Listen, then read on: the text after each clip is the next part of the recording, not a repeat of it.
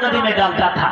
उसका अपभ्रंश आज भी चल रहा है। जैसे जागरण वगैरह होता है या हिंदू रीति रिवाज से कथा होती है तो पहले कच्चा नारियल मंगाया जाता है, भंते जी मंगाया जाता है, और कच्चा नारियल लेके जब वो तोड़ा जाता है तो क्या कहा जाता है पता? गणपति बप्पा मौर्या। यानी उस नारियल को मौर्या का सर समझकर आज भी मौर्या लोगों के सर फोड़े जाते हैं।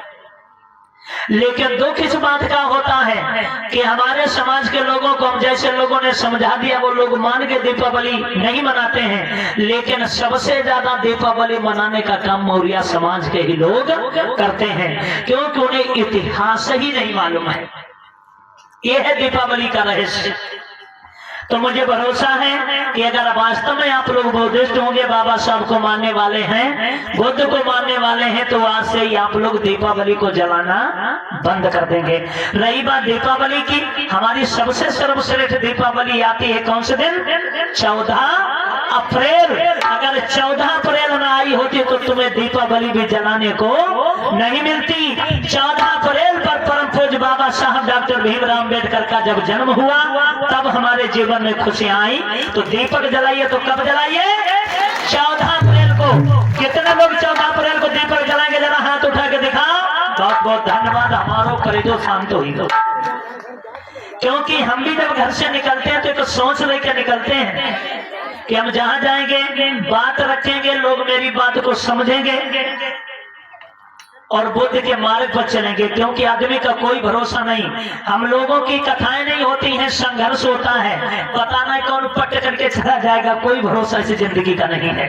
लेकिन फिर भी हम आपके समाज में आकर, आपके घरों पर आकर शेर की तरह दहाड़ने का काम करते हैं, जान जोखिम में लेकर आपको सच्चा इतिहास बताने का काम करते हैं। और वही सच्चा इतिहास बताने के लिए जयदेव शास्त्री का मुंह बंद किया जाता है। लेकिन याद रखिए, ये मुंह जयदेव शास्त्री का है, पहले नहीं बंद हुआ तो जब तक खून का एक भी कतरा बना रहेगा तब तक मेरी आवाज बंद नहीं करवा पाएंगे और बाबा साहब भगवान बुद्ध का प्रचार प्रसार चलता रहेगा।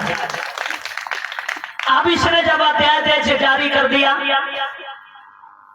वहां पर घाघरा नदी में इतने सर हो गए कि नदी जो थी वो सरयुक्त नदी में बदल गई। तभी उसका नाम रख दिया गया सरयू नदी।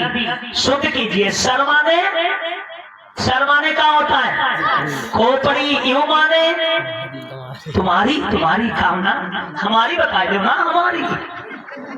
सर माने खोपड़ी, यू माने तुम्हारी।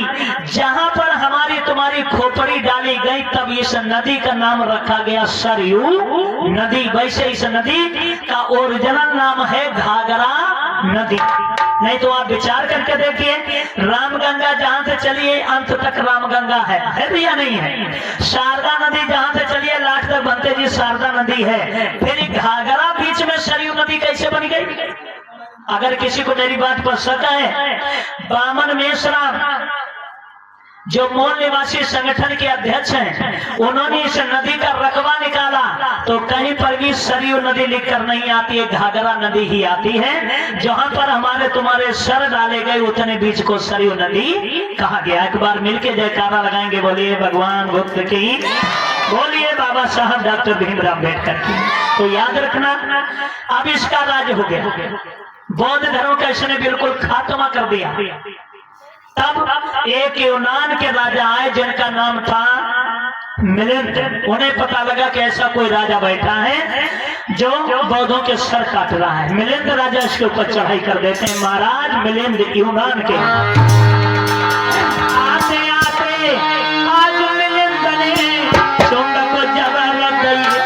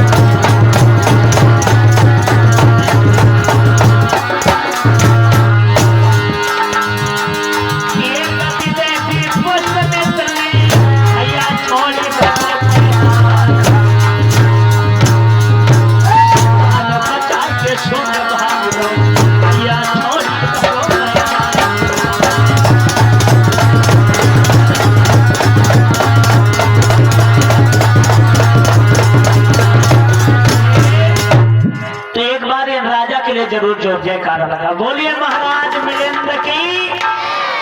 शायद इन राजा को आप लोग नहीं जानते होंगे, क्योंकि राजा का इस भारत में इतनी बड़ी अहम भूमिका रही कि अगर ये नहीं आए होते तो शायद सुख हम लोगों को जिंदा ही नहीं छोड़ता।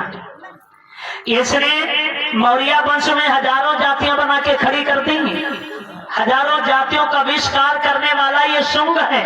इनका मौर्य लोगों का मैन जो जाति है वो शाक्य जाति है, और शाक्य की वजह से